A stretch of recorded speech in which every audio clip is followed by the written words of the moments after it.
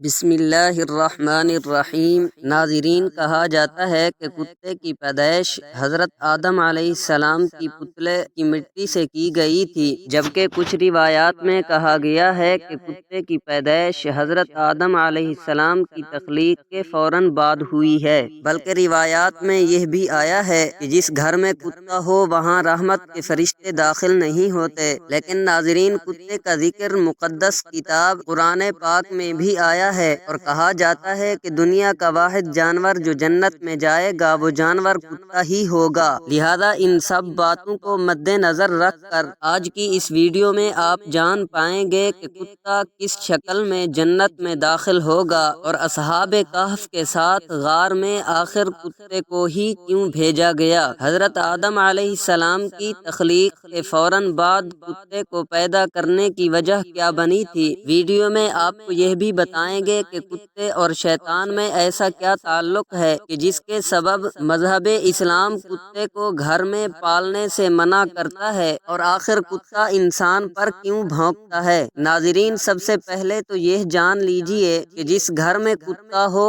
تو اس گھر میں رحمت کے فرشتے کیوں داخل نہیں ہوتے۔ اس بارے میں حدیث شریف میں ایک واقعہ آتا ہے کہ حضرت میمونہ رضی اللہ تعالی عنہا فرماتی ہیں کہ ایک مرتبہ حضور اکرم صلی اللہ علیہ وسلم بیدار ہوئے تو آپ صلی اللہ علیہ وسلم بہت غمگین اور پریشان تھے۔ میں نے پوچھا کہ حضور کیا بات ہے، آج آپ کی کیفیت بدلی ہے۔ آپ صلی اللہ علیہ وسلم نے ارشاد فرمایا کہ جبرائیل علیہ السلام نے رات آنے کا وعدہ کیا تھا مگر وہ مقررہ وقت پر نہیں آئے۔ حضور صلی اللہ علیہ وسلم کو اس سے پریشانی ہوئی کہ جبرائیل امین تو وعدہ خلافی نہیں کر سکتے، تو ان کے نہ آنے کی کیا وجہ ہو سکتی ہے۔ پورا دن اسی طرح گزر گیا۔ پھر آپ صلی اللہ علیہ وسلم کو یاد آیا کہ آپ کی چارپائی کے نیچے کتے کا ایک بچہ بیٹھا تھا۔ آپ نے اس کو اٹھوایا اور اس جگہ کو صاف کر کے وہاں چھڑکاؤ کیا گیا۔ اس کے بعد حضرت جبرائیل علیہ السلام تشریف لائے تو آپ صلی اللہ علیہ وسلم نے مقررہ وقت پر نہ آنے کی وجہ پوچھی تو حضرت جبرائیل علیہ السلام نے عرض کیا، یا رسول اللہ، آپ کی چارپائی کے نیچے کتا بیٹھا تھا اور ہم اس گھر میں داخل نہیں ہوتے جس گھر میں کتا یا تصویر ہو۔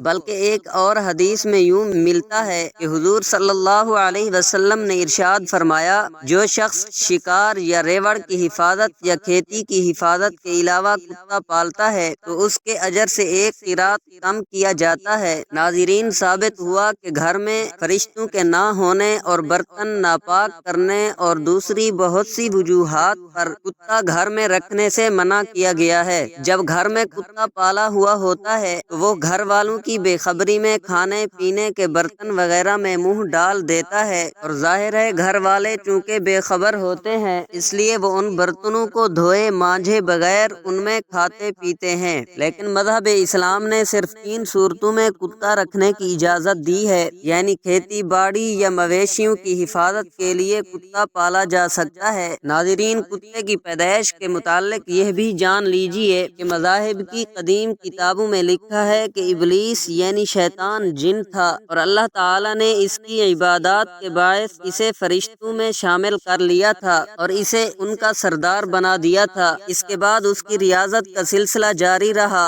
اس کائنات کا کوئی ایسا چپا یا کوئی ایسا ٹکڑا نہیں تھا جس پر ابلیس نے سجدہ نہ کیا ہو۔ یہ ان سجدوں، ان ریاضتوں، ان عبادات کا نتیجہ تھا کہ اللہ تعالیٰ نے ابلیس کو فرشتوں کا سردار بنا دیا تھا۔ لیکن پھر شیطان غرور کا شکار ہو گیا۔ اس نے مٹی کے پتلے یعنی حضرت آدم علیہ السلام کو سجدہ کرنے سے انکار کر دیا۔ جب اللہ تعالیٰ نے آدم علیہ السلام کو مٹی سے بنایا تو سب کو کہا کہ ان کو سجدہ کیا جائے، لیکن ابلیس کے اندر ایک غرور تھا۔ اس نے کہا کہ میں آگ سے بنا ہوں، یہ مٹی سے بنا ہے، آگ کی صفت بلندی ہے اور مٹی کی صفت پستی ہے، میں اسے کیوں سجدہ کروں؟ اسے سجدہ کرنے سے انکار کر دیا، اور یہاں سے خیر اور شر کی طاقتوں کے درمیان جنگ کا آغاز ہو گیا۔ کسی قدیم صاحب نے لکھا ہے کہ جب شیطان کو حضرت آدم علیہ السلام کو سجدہ کرنے کا حکم دیا گیا تو اس نے حضرت آدم علیہ السلام پر حقارت سے تھوک دیا تھا۔ شیطان کا تھوک حضرت آدم علیہ السلام کے پیٹ پر گرا تھا، اور اس کے بعد اللہ تعالیٰ نے حضرت جبرائیل علیہ علیہ السلام کو تھوک والی جگہ سے مٹی نکالنے کا حکم دے دیا تھا۔ حضرت جبرائیل علیہ السلام نے یہ مٹی نکالی تو حضرت آدم علیہ السلام کے پیٹ پر ایک چھوٹا سا سوراخ بن گیا۔ یہ سوراخ ناف کی شکل میں آج بھی ہمارے پیٹ پر موجود ہے۔ اللہ تعالیٰ نے اس ناف کی مٹی سے جس پر شیطان نے تھوکا تھا اس سے کتے کو بنایا تھا۔ ناظرین، کتے کی تخلیق کے متعلق دوسری روایت یہ بھی ملتی ہے کہ جب حضرت آدم علیہ السلام اور اماں حوا سلام اللہ علیہا کو اللہ تعالیٰ نے زمین پر بھیجا تو شیطان نے زمینی درندوں کو ورغلایا کہ وہ ان دونوں کو کھا جائیں۔ تب اللہ تعالیٰ نے کتے کو پیدا کیا جس نے حضرت آدم علیہ السلام اور اماں حوا سلام اللہ علیہا کی ان درندوں سے حفاظت کی، یعنی کتے کی پیدائش حضرت آدم علیہ السلام کو زمین پر بھیجنے کے فوراً بعد اللہ تعالیٰ نے فرمائی۔ ناظرین، کتے میں 3 خصلتیں ہوتی ہیں۔ یہ انسان سے محبت کرتا ہے۔ کتا انسان سے محبت کیوں کرتا ہے یہ بھی ہم آپ کو اس ویڈیو میں بتاتے ہیں، کیونکہ انسان بھی مٹی سے بنا ہوا ایک پتلا ہے اور کتا بھی مٹی سے بنا ہے، اس لیے کتا انسان سے محبت کرتا ہے۔ کتے کے بارے میں اگر آپ کو یہ بتایا جائے کہ یہ رات کو کیوں جاگتا ہے، اس کی وجہ یہ ہے کہ اس کی مٹی کو حضرت جبرائیل علیہ السلام کے ہاتھ لگے تھے۔ اور ہاں، کتا انسان پر کیوں بھونکتا ہے، اس کی وجہ یہ ہے کہ اس کی مٹی میں شیطان کی تھوک شامل ہے اور کتا دنیا کی واحد مخلوق ہے جو شیطان کو دیکھ سکتی ہے۔ شاید یہی وجہ ہے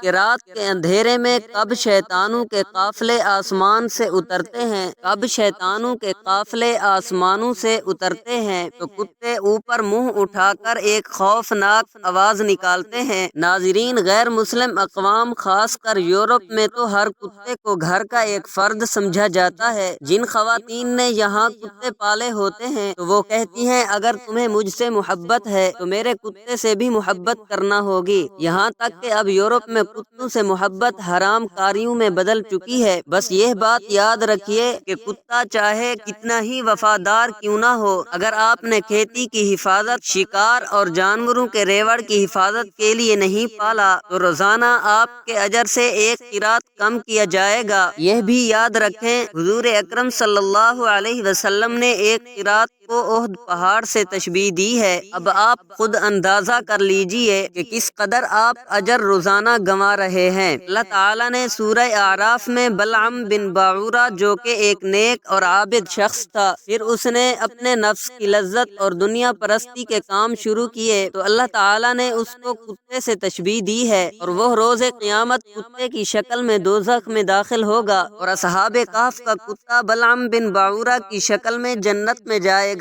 اور حضور اکرم صلی اللہ علیہ وسلم نے سیاہ کتے کو شیطان کہا ہے، بلکہ طبی ماہرین کے مطابق ناپاک جانوروں کو پالنا وباؤں کا باعث ہے۔ خطرناک جراثیم اور وبائیں جانوروں سے انسانوں میں منتقل ہوتی ہیں۔ رسول کریم صلی اللہ علیہ وسلم نے تو آج سے 1400 سال قبل جو احکام بتائے، آج کی جدید سائنس سے اس کی تصدیق ہو رہی ہے۔ طبی ماہرین کی متفقہ ایک رائے ہے کہ جانوروں میں پائے جانے والے خطرناک جراثیم انسانوں میں منتقل ہوتے ہیں جو وبا پھیلنے کا سبب بنتے ہیں، اور اسلام کی روح سے کتا ایک ناپاک جانور ہے۔ اگر ہم اسلام کی تعلیمات پر عمل کریں اور ناپاک جانوروں کو پالنے سے گریز کریں تو خطرات سے محفوظ رہ سکتے ہیں۔ افسوسناک بات یہ ہے کہ آج کتوں، بلیوں اور دوسرے نجس جانوروں کو پالنے کا فیشن بن چکا ہے، بلکہ پالتو جانوروں کو سیچس سنبل سمجھا جاتا ہے۔ ناظرین، اسلام نے مسلمانوں کو حکم دیا ہے کہ جس برتن میں کتا منہ ڈال دے اس برتن کو پاک کرنے کے لیے 7 مرتبہ دھویا جائے۔ ایک روایت میں 8ویں بار مٹی سے پاک کرنے کے الفاظ بھی ملتے ہیں۔ آج کی سائنس بتاتی ہے کہ کتے میں انتہائی خطرناک جراثیم پائے جاتے ہیں جو برتن کو بار بار دھونے سے ہی ختم ہو سکتے ہیں۔ آپ اندازہ لگائیں، اسلام نے یہی بات آج سے 1400 سال پہلے بتا دی جب سائنس کا وجود تک نہ تھا۔ ہمیں سمجھ جانا چاہیے کہ اللہ کے پیارے نبی صلی اللہ علیہ وسلم نے جو احکام ہمیں دیے، انسانیت کی فلاح اسے مان لینے میں ہے۔ اس مقابلے میں عقل کے گھوڑے دوڑا کر دلائل دینے سے گریز کرنا چاہیے۔ ایک انگریز ڈاکٹر نے اس پانی کے جس میں کتے نے منہ ڈالا تھا خوردبین کے ذریعے تحقیق کی تو اسے پتہ چلا کہ اس پانی میں کتے کے لعاب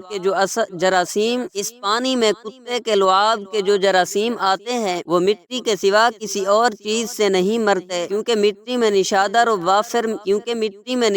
وافر مقدار میں ہوتا ہے جو اور کسی چیز میں نہیں ہوتا۔ یہ کتے کے لعاب میں پائے جانے والے جراثیم کو ختم کرنے کے لیے کافی ہوتا ہے، اسی لیے نبی اکرم صلی اللہ علیہ وسلم نے مٹی کا نام لیا تاکہ بازاروں میں نشادر تلاش کرنا نہ پڑے۔ اسی طرح ایک فرانسیسی ڈاکٹر اور اس کی ڈاکٹر بیٹی مصر میں مقیم تھے۔ جب باپ نے یہ حدیث پڑھی تو فوری طور پر کتے کے سامنے ایک برتن میں پانی رکھ دیا۔ جب وہ پی چکا تو انہوں نے خوردبین سے دیکھا کہ اس میں جراثیم موجود تھے۔ پانی گرا کر کئی بار دھویا گیا مگر ہر بار جراثیم موجود تھے۔ جب مٹی سے مانج کر پانی سے دھویا اور خوردبین سے چیک کیا تو جراثیم نہ صرف بالکل ختم ہو گئے تھے بلکہ برتن بھی کلی طور پر پاک اور صاف ہو گیا تھا۔ اس پر دونوں باپ بیٹی مسلمان ہو گئے۔ ناظرین، قرآن پاک میں اصحاب کہف کا تذکرہ ملتا ہے۔ جہاں ان کے کتے کا ذکر آیا ہے وہاں امام قرطبی نے لکھا ہے کہ اس شریعت میں کتے پالنے کی اجازت